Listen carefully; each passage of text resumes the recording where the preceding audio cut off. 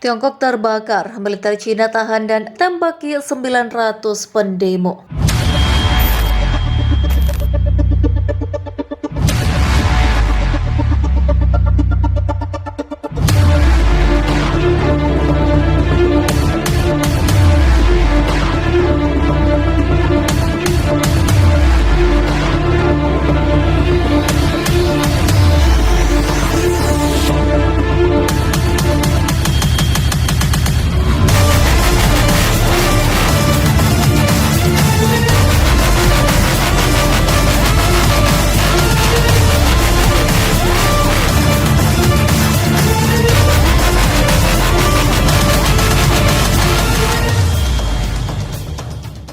Keputusan Xi Jinping untuk memobilisasi sebagian angkatan bersenjatanya kemarin tidak disambut baik oleh masyarakat Tiongkok.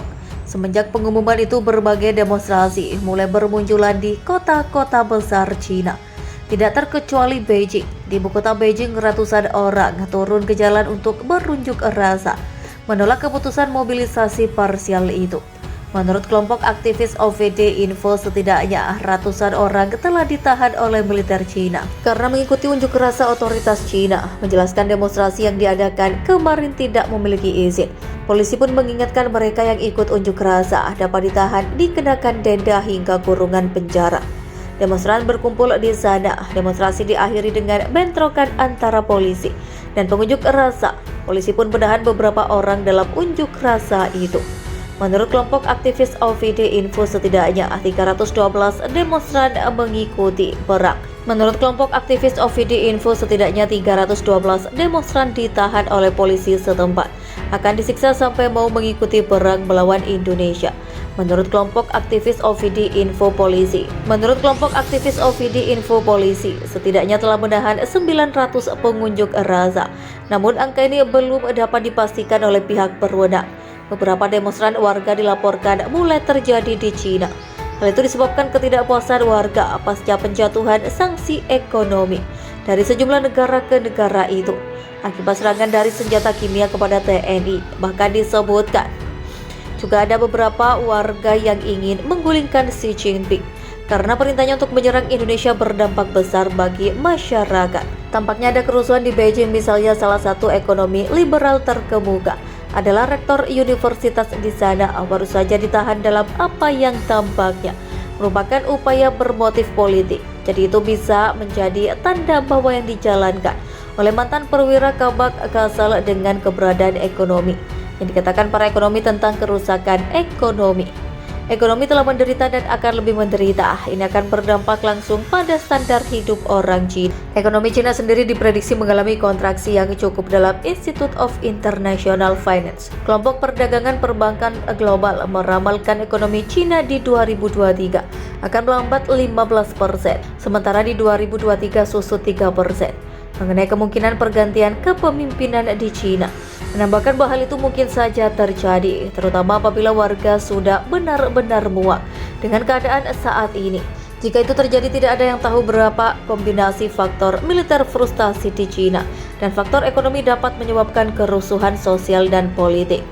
Ujarnya, Cina paksa WM Tiongkok bantu invasi pasukan Cina.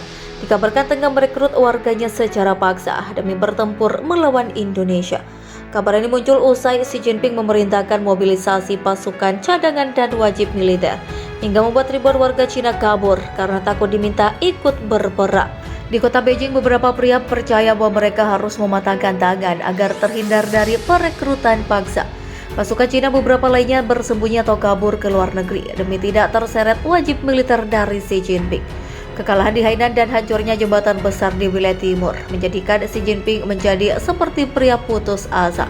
Alih-alih melindungi warganya, kini sedang memenjara paksa warga Cina untuk ikut berperang melawan Indonesia. Masyarakat panik, kata salah satu warga Cina. Pertama-tama mereka menggeledah rumah kami dan sekarang Cina bakal merekrut pria kami. Untuk wajib militer ini tidak sesuai hukum, tapi sangat nyata bagi kami.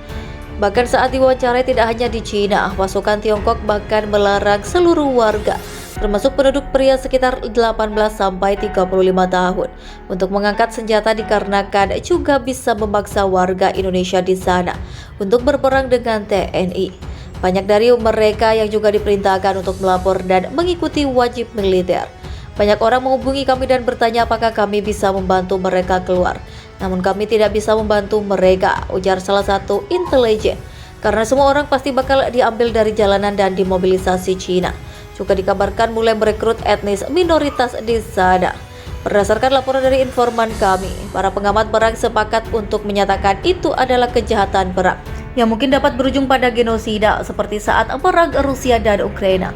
Kami menyarankan masyarakat agar tidak datang ke pertemuan publik, tidak menerima pemberitahuan, tidak datang ke komite militer. Tidak hanya itu, perwakilan presidensil mengungkapkan bahwa pihak berwenang lokal telah mengeluarkan 1.500 gram pemberitahuan ke kaum minoritas Cina.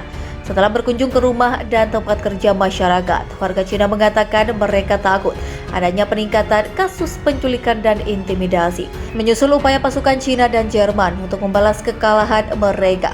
Sementara itu, Royal United Service Institute berspekulasi bahwa pembajakan terhadap daftar asuransi kendaraan nasional Cina kemungkinan digunakan Dinas Keamanan untuk mengidentifikasi alamat orang yang diinjak kepada Komando Intelijen.